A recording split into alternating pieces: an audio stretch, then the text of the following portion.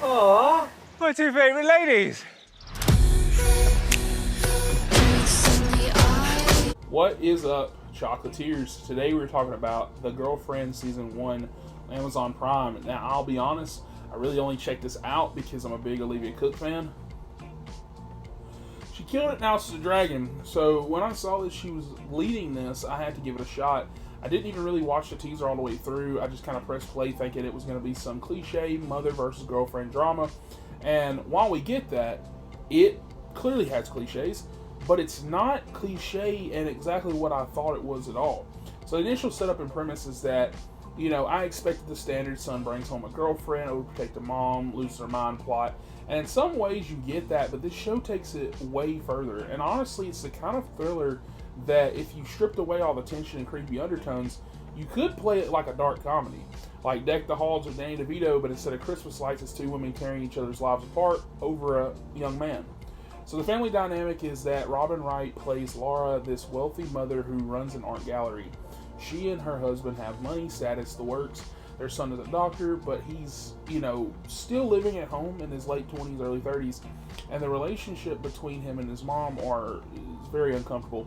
She babies him to the point where it's like an obsession. Like if he scratches something, for example, she'll kiss it better. And I legit thought the first two episodes, I was like, are they building some kind of reveal where they're like in a relationship? And that's really how it felt because how close they were. But then the show kind of gives you some context because Laura had a young daughter who died at a young age, and that suffocating attachment makes sense because while it's still disturbing, it adds up while she's overprotective. So then you enter Olivia Cooke, who plays Cherry. Cherry comes from a poor background. She's drowning in debt, and she's trying to live above her means to impress the boyfriend and his family. And at first, I thought that this was going to be one of those stories where the rich son only wants a rich girl, but nope, he doesn't care at all. He doesn't mind that Cherry's mom is a butcher. He doesn't mind that she doesn't have money. What he does mind is the tension brewing between his mom and the girlfriend. That's when you get the dual perspectives I really like. The show's best trick is its storytelling. Every episode is split in half, one titled Laura, one side titled Cherry. You see the same events from both perspectives, which is genius because of how much misinterpretation drives the conflict. Laura assumes Cherry stole a bracelet in episode 1, and it looks bad. But then we see Cherry's perspective where she was just fooling around trying it on and forgot to take it off during a hookup, and later gave it back. So you realize that these two women are feeding through this war with misunderstanding and paranoia. And that's the spiral because here's the wild part. The show forces you to kind of pick a side around episode 3. They frame Cherry as like this unhinged creature, which they both have problems. They're both crazy. But Laura does something so unbelievably insane. Like, it's next level. It's kind of crazy.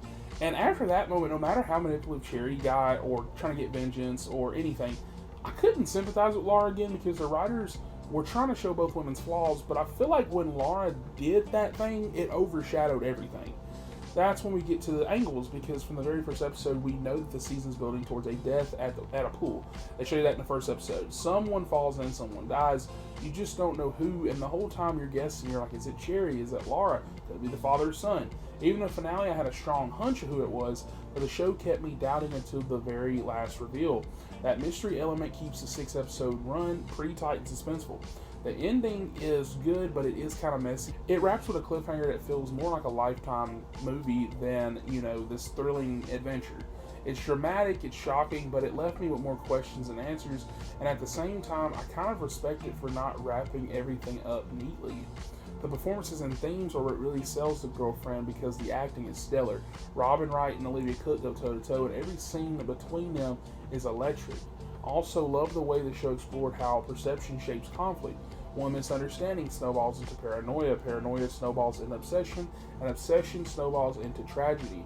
But it's exaggerated, sure, but it rings true to how people misinterpret each other in real life. Overall, I feel like The Girlfriend Season 1 did surprise me. It's suspenseful, it's messy, it's twisted, and it's a very binge-worthy at only 6 episodes. I think that the way it makes you choose sides is a bold move, even if it's frustrating at times, and the performances are outstanding, the storytelling style is pretty fresh and addictive, and the ending, while being a little Lifetime-ish, still left me wanting more. So with that, I'm going to give The Girlfriend an 8.5 out of 10. One of my favorite shows of the year so far. A solid recommendation if you're into this type of stuff with strong performances and crazy twists. That is it for me, Chocolatiers. Let me know down in the comments, are you Team Laura, Team Cherry? And if you've already binged the show. And what did you think of that ending? Don't forget to like, subscribe, and I will catch you guys on the next one. I'm not good enough for her. I love you for you.